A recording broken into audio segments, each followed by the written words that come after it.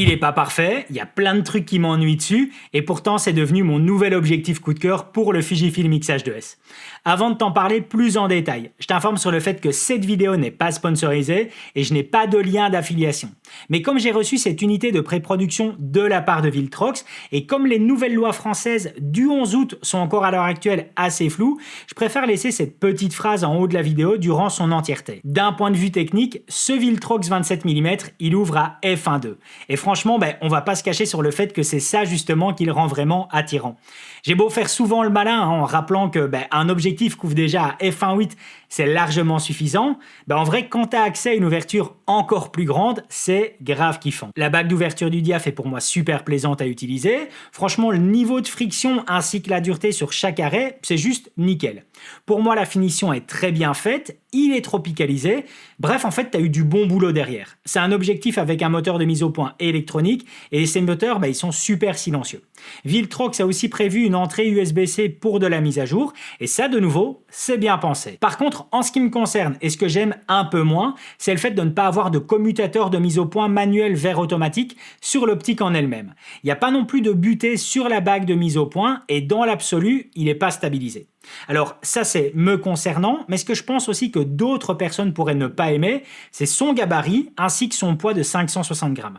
Ce que j'entends souvent en fait, c'est que pas mal de monde choisit justement le format APS-C, histoire d'avoir un setup plus léger et plus compact. Ici clairement, tu le vois bien, c'est pas le cas, tu as le même ratio poids-encombrement que si tu étais avec un setup plein format. Mais ça par contre, moi tu vois, ça me pose aucun problème. Alors avant d'enchaîner sur la partie image, je profite de quelques secondes pour te rappeler que je propose deux masterclass avec celle sur le X-H2S et celle sur le X-T4 dans lesquelles je t'explique tous les réglages et fonctionnalités des boîtiers. Ce sont des masterclass 100% vidéo afin de maîtriser parfaitement ton boîtier pour tes prochains tournages. Tu peux retrouver mon lien dans la description vers ces deux masterclass. D'un point de vue qualité optique, c'est ultra sharp, même à f1.2, tu as un rendu qui est vraiment clinique, qui est assez impressionnant au final. Ce qui est bien et pas bien. C'est bien car pour de la photo, c'est génial d'avoir un tel rendu, même à f1.2, et pour de la vidéo, c'est nickel car en fait, tu peux transformer ton image comme tu le désires en post-production. Et du coup, c'est ce qui est pas bien non plus, car en fait, justement, tu dois être capable de savoir transformer ton image en post-production si tu en as l'envie. Comme tu as un rendu qui est hyper sharp, en fait, tu dois savoir justement comment diminuer ça, que ce soit à la prise avec un filtre de diffusion par exemple, ou en post-production. Moi, tu vois, par exemple, je me suis fait une power grade que j'ai appelée Mist Effect depuis DaVinci Resolve pour diminuer justement ce rendu qui est hyper sharp. Par contre, même si c'est hyper sharp à f1.2, tu as de la diffraction qui va commencer à apparaître dès f8, donc voilà, prends ça aussi en compte. Le niveau des micro-contrastes est assez bon et en ce qui concerne le contrôle du flair, c'est pas mal du tout car j'ai pas non plus en fait une chute trop énorme justement de contraste quand je vais venir chercher ce flair. Le bokeh, lui, il est aussi très bon, avec une bonne douceur dans la transition du flou. Franchement, c'est très bien foutu. Et après, c'est aussi à rappeler que justement, il y a 11 lames en interne et que ça aide justement à avoir un beau rendu sur le bokeh. Alors, je t'ai pas fait de test scientifique avec une charte pour justement vérifier des éléments comme l'aberration chromatique, tout simplement en fait car c'est déjà présent sur d'autres vidéos. Et en plus, ici, c'est bien contrôlé. Mais néanmoins, n'hésite pas à regarder d'autres vidéos sur cette optique, comprenant justement ces tests sur les aberrations chromatiques. Pour l'autofocus, en ce qui me concerne, c'est compliqué de te faire un véritable retour car en fait Viltrox m'a informé que ce serait meilleur sur la version finale, ce qui ici en fait n'est pas le cas sur mon unité de pré-production.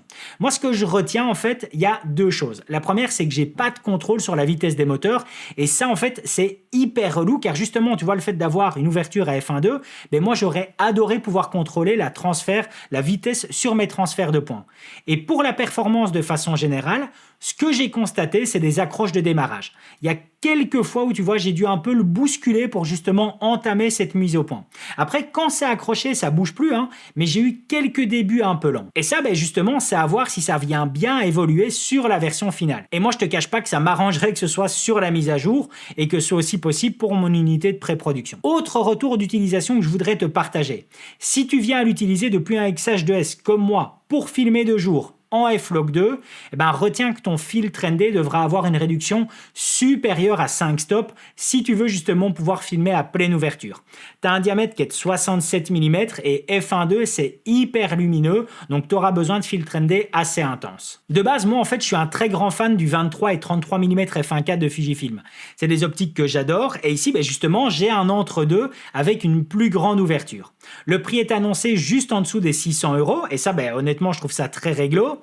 Par contre, oublie pas tout ce que je t'ai dit, que ce soit par rapport à son rendu ultra sharp, ce que je n'aime pas non plus par rapport à son ergonomie et l'autofocus qui a priori est pas encore définitif sur cette version. Ça n'empêche que je pense que tu vas le voir souvent collé à mon X-H2S car je suis vraiment fan des images que j'obtiens avec. Tu as le lien vers le site de Viltrox en description, mais ça renvoie juste sur la page générale car comme je t'ai dit en début de vidéo, j'ai pas d'affiliation ici. Par contre, tu peux regarder cette vidéo dans laquelle je te montre un super outil de Fujifilm pour contrôler ta mise au point manuellement. À tout de suite.